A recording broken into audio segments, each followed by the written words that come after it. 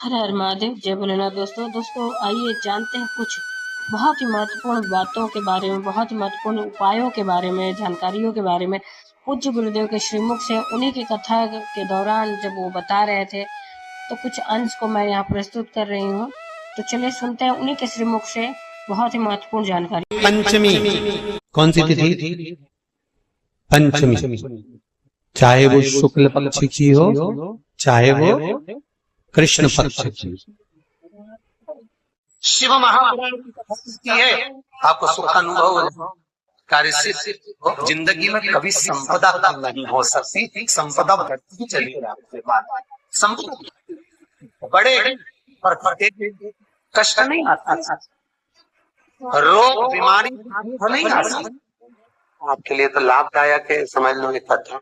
शास्त्र कहता है कि जिसके घर में संपदा की कमी हो, पैसा आ ही नहीं रहा हो, सूत्र उलझ गया हो, बहुत टेंशन चल रहा हो, पंचमी तिथि के दिन तो गन्ने का रस जानते, एक का रस, गन्ने का रस तुलसी जी के क्यारे में हाथ में लेकर 7 बार अपने नाम और गोत्र बोलकर छोड़ दो। जिंदगी में 3 साल में तक करोड़पति बनकर बैठ जाओगे। अभी लक्ष्मी की कमी नहीं आ सकती। तैयारी में बैठे रहोगे कि पंचमी तिथि आए। 3 मंत्रों का स्मरण शिव महापुराण में कहा गया।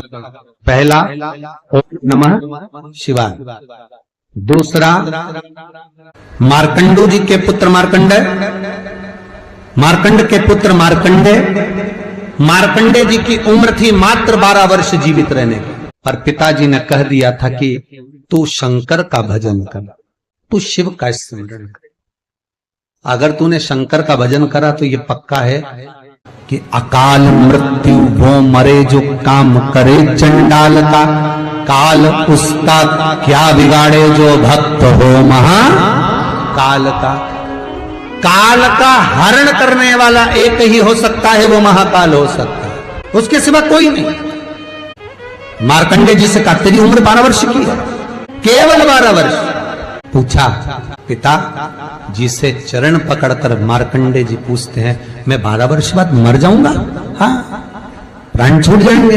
हाँ, कथा सुनी थी पिताजी के मुख से कि यमराज आता है, पाड़े पर बैठकर गदा लेकर आता है, बड़ी बड़ी मूंछें हैं, काला स्वरूप है, मुकुट सोने का पहनता है, हीरे का, उसमें एक रतन लगा होता है, गले में भी स्वर्ण, उसमें हीरे जड़े होते हैं, काला विग्रह होता है यमराज का, और वो अपने दूतों के साथ आकर पास डालकर बांध कर ले जाता है। तो उस मार्कंडेय को वो चरित्र याद। आज अंतिम दिन 12 वर्ष की वो घड़ी, वो पल, वो क्षण आ गया जब मार्कंडेय जी के प्राण छूटना है। समय आ गया। मार्कंडेय जी के पिता जी से कहा जाओ और जाकर आप शंकर की भक्ति में रम जाओ। पिताजी और माताजी भी लग गए, मार्कंडेय जी भी लग गए। मार्कंडेय जी को लेने के लिए यमदूत आ गए, डर गया। थोड़ी देर बाद यमदूत देखे कि शंकर का अनुमोदन कर रहा है, वापिस चले गए। यमराज आ गया, वही पाड़े पर बैठकर, वही भैंसे पर बैठकर, वही काला स्वरूप। डर लग गया 12 साल के बच्चे को। उसने शंकर का शिवलिंग पकड़ लिया, गले से लगा लिया, शंभो मुझे डर लग रहा है, शंकर मुझे भय लग रहा है। और तब तेज तेज महामृत्युंजय मंत्र को, वैदिक मंत्र को पुकारना प्रारंभ करा। जब 33 अक्षर के उस महामृत्युंजय मंत्र को पुकारा, शंकर सामने खड़ा हो गया। यमराज पीछे हट गया कि ये अब मेरा है, इसको तू नहीं मार सकता। वो 33 अक्षर के मंत्र का उच्चारण जब उस मार्कंडेय जी ने करा, देवता जान गए कि इस मंत्र की मूलता क्या है। पहला मंत्र ओम नमः शिवाय, दूसरा मंत्र जम के बोलो महामृत्युंजय मंत्र, और तीसरा मंत्र वही श्री शिवाय नमस्तुभ्यम। ध्यान दीजिएगा, मंत्र के 3 क्रम है, वैदिक, तांत्रिक, शाब्दिक। मंत्र के 3 क्रम है, तीनों मंत्र देख लीजिए, तीनों का क्रम देख लीजिए। महामृत्युंजय मंत्र वैदिक मंत्र, इसको जब ब्राह्मण जपता है, कुशा का आसन बिछाकर, मौन रहकर, घट की जिह्वा से जप। अगर याद नहीं रहता तो भी धीमा धीमा बोलता है, तेज नहीं। महामृत्युंजय का जाप अनुष्ठान, सामने कलश स्थापन कर कर प्रेम से 1100, 11,000, 1.25 लाख अनुष्ठान किया जाता है। ओम नमः शिवाय का जाप चलते फिरते किया जा सकता है। श्री शिवाय नमस्तुभ्यम शाब्दिक मंत्र है। इस मंत्र का प्रयोग के लिए ना आसन की जरूरत है, ना तब साधना की जरूरत है। जब जप रहे हो शंकर साक्षी। हाँ, कोई रोग आ गया, कोई बीमारी आ गई, कोई कष्ट आ गया, बहुत भारी आ गया, तो महामृत्युंजय का स्मरण शंकर की साक्षी में होना चाहिए। वो 33 अक्षर का महामृत्युंजय मंत्र, वैदिक मंत्र, शिव की साक्षी में। पर दुनिया के लोग आज वो चिल्ला चिल्ला के उस मंत्र का स्मरण करते हैं, वो श्रेष्ठ नहीं है। नहा रहे हो, सोचादि कर्म में जा रहे हो और वो डब्बा लगा दिया,